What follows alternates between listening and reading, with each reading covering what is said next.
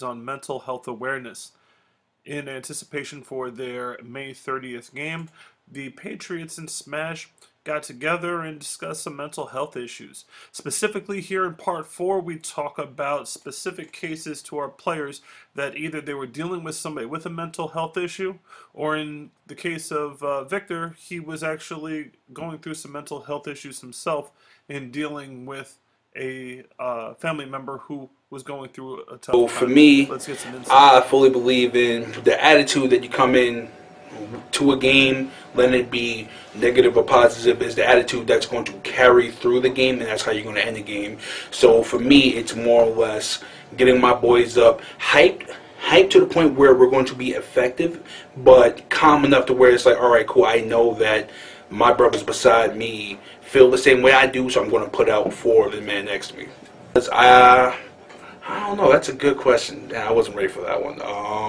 Probably because like I know what it is to be in a room of people and not like, I don't know, just not being the best mindset and stuff like that. And I'm a really empathetic person, so it's like I can feel energy around me. So for me, I want my brothers to feel the same way I feel. And when I'm getting ready to play football, I know I'm happy as hell because I get to hit people and not get in trouble for it.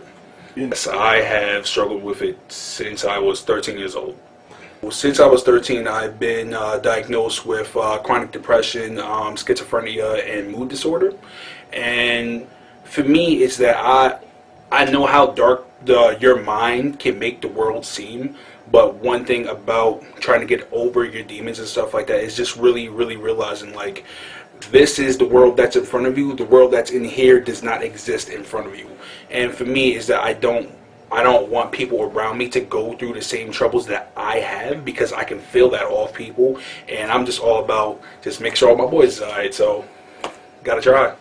I'm a man of a few talents, so I play a crap load of video games. I'm a musician, so I really just try to play music, listen to music, make music, just overall creating. Creation makes me happy, and that's when I feel like mentally I'm in the best place I can be, and just being around the good company that the Patriots provide. Yeah, my grandma actually has been battling with Alzheimer's for about 12 years now.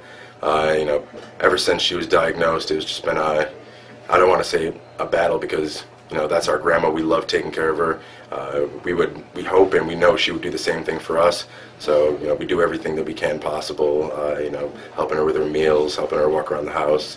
In some cases, trying to get her to remember certain things. But like any mental illness, it's a battle. But it's something that you must do, and it's the right thing to do in the long run.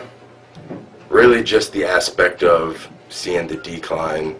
It's a painful process, but in the long run, it feels good to help her out and provide the care that she needs, because I wouldn't want to see anybody else having to put their effort forth, helping her out, when I know I can do a much better job and a caring job in my own effort, as opposed to putting somebody else in that position, as to putting her in her home or something. Really just helping them experience the real world as much as possible, not sugarcoating things and not babying things, because in the long run, that kind of doesn't give them that full experience of what living a real life is like, and that's not a healthy way to live in my aspect. Despite my grandmother having disabilities and Alzheimer's, we still bring her places, take her out to eat, and the biggest thing is you can't be ashamed of that. Everybody either at least has met somebody or has a family member that has been through it, so you can't take that as offense if people are looking at you. You gotta have a chip on your shoulder at all times and just be confident. Love who you're with. Just the overall sense of forgetfulness. Starting to definitely hurt when she started to forget her grandchildren's name, but she recognizes faces, and it's just that slow decline down into the dementia stage of it, where you start forgetting things. What it means to me is, like, my brother has autism, so like I know how it is to deal with somebody that, you know, has a mental illness, and it's tough, but you just like really have to be patient. You can't like take frustrations out because they're not like everybody else, or you know what I mean? Like it takes time.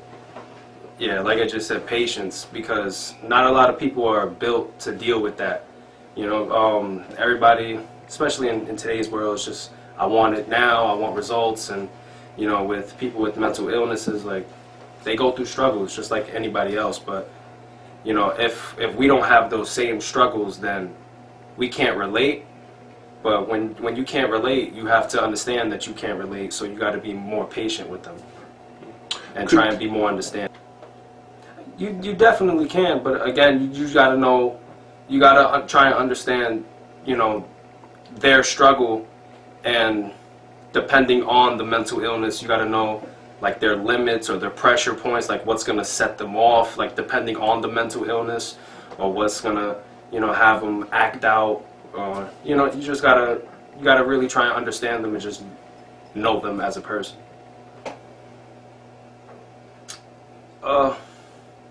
Well, there's just some mental illnesses that they can't live independently, but, you know, you just everything just with better understanding, then you can know, you know, like it's just with any person, even if they don't have mental illnesses, everyone has a strong suits and, you know, weak points, and you just gotta, you know, work on your weak points and their strong suits, just even, you know, work on that to even get it even better. He's nonverbal, so like him not being able to talk, that was a warning sign. And for him he does like something with his hands. He does like this, and that's something that he just like can't control.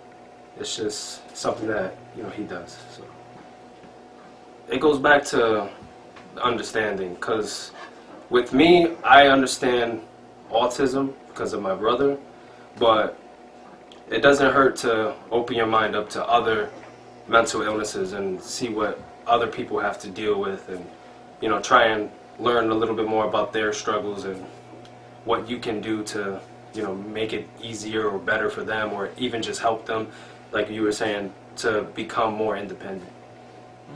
So more like opening my eyes to other mental illnesses. Good space for 2020 and looking forward. So we had a lot of good ideas that were brought to the table with some of our players, especially our rookies, being able to maybe create a system where it's not nearly as traumatic, nor the stigma attached to people that are requesting or asking for help, so they could ask it in ways in which it's less important that the person delivers the need for help in terms of their delivery. It's more important that they're asking for help. So let's provide the assistance without judging the way in which that it was requested.